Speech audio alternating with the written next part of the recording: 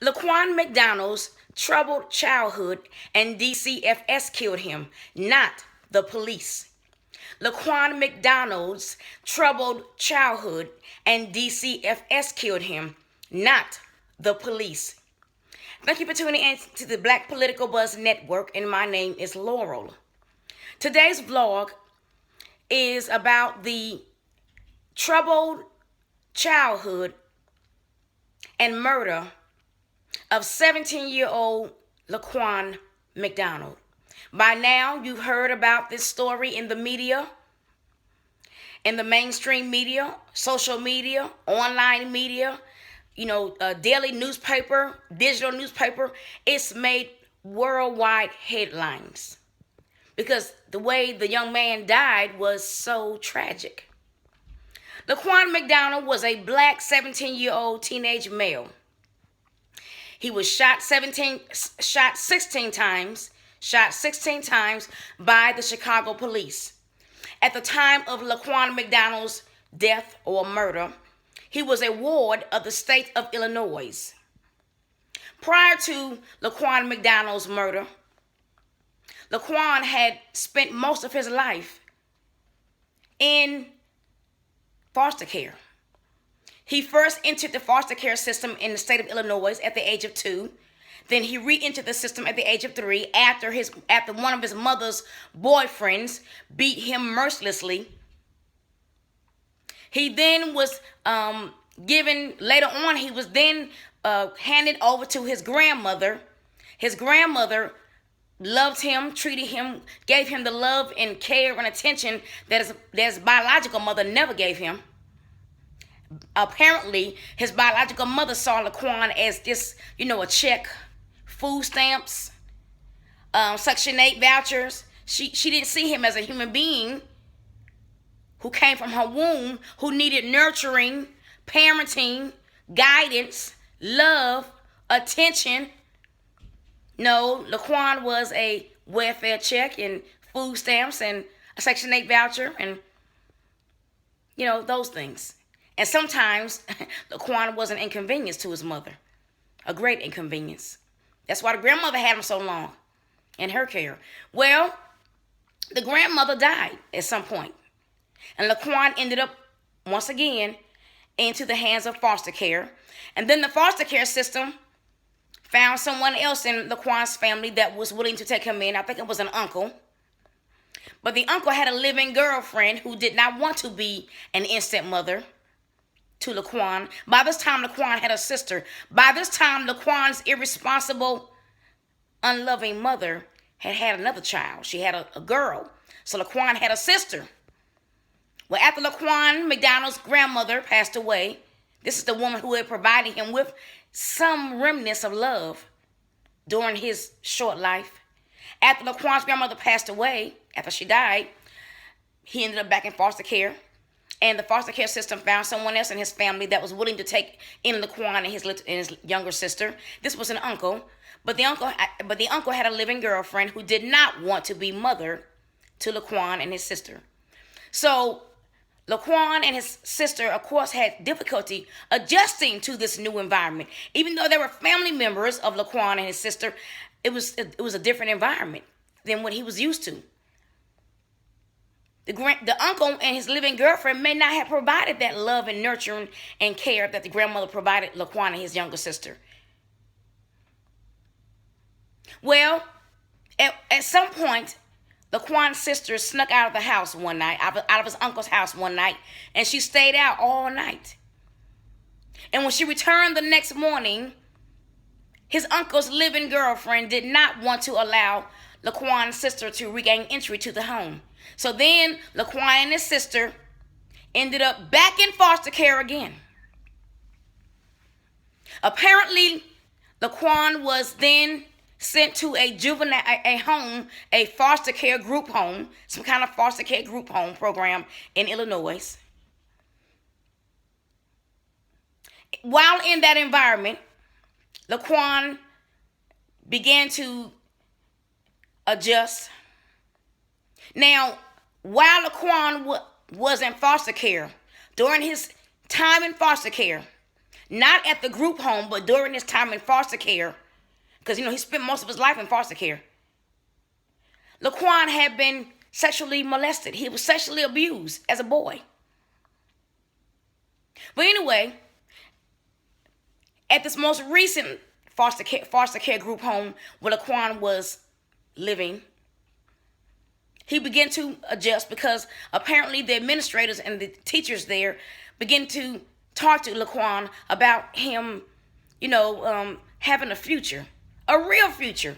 Not a future as a gang member or a future in an early grave or a future in prison or a future as a criminal, but a future as in completing high school, graduating from high school, entering college, completing college, graduating from college, having a real future.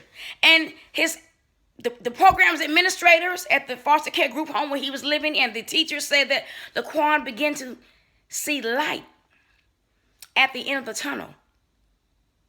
But I could imagine that Laquan's dream of a better future was dimmed. I could imagine his light was dimmed by thoughts of his little sister.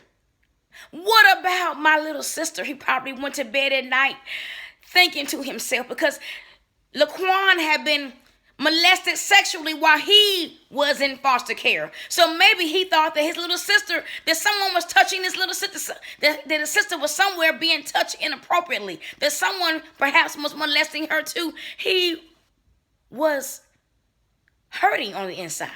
It's hard for a child to focus while they're in school when their minds are focused on tragic situations or they're stressed out due to their home environment. Because these children have no control over their lives, especially when they're in the foster care system. You see, I used to work for the school system in Charlotte, North Carolina. I was a substitute teacher. I was also a teacher assistant. I was also a technology lab teacher. I worked with children. I was also an after-school teacher, a literacy tutor. I worked with children in the Charlotte-Mecklenburg school system for about 5 years. And I worked in a number of positions because I was good at what I did. I loved children. And I also worked for more than 16 years in churches with children. I taught Bible class to children in churches for more than 16 years. So I've got more than 20 years of experience in working with children. I worked with children who were wards of the state of North Carolina, children who were in foster care. It was traumatic to me as an adult. I even worked with a little girl who had been raped by an uncle. She was 5 years old when she was raped. As in penis in the vagina. I'm being graphic here. Raped as in penis in the vagina at 5 years old. The child, it was heart-wrenching. So you can, if it was heart-wrenching to me, and I was the adult working with the child, can you imagine what the child went through? The little girl was in therapy. She was a black girl, a little black child. She was in therapy. This happened, this child was raped by her uncle, the mother's brother, at the age of 5. So can you imagine what Laquan McDonald had experienced as a child, a boy? He was raped, molested. Can you imagine Laquan McDonald trying to have a peace of mind and focus on his career, focus on his future, focus on his own future when his mind was on his sister, wondering if she was being molested as well as he was previously while in foster care? So long before Laquan McDonald was shot 16 times by a Chicago police officer, Laquan McDonald's thinking, his personality, his mentality, his mindset, his emotions were all shaped by these previous events in his life, his young life, these horrible, traumatic events in his young life. It's no wonder that he thought or didn't think anything negatively about entering a life of crime at a young age. Even though he may have had a glimpse of hope, that hope was dimmed by him just saying, what's the use? What's the use of me trying to have a bright future? My sister is in foster care.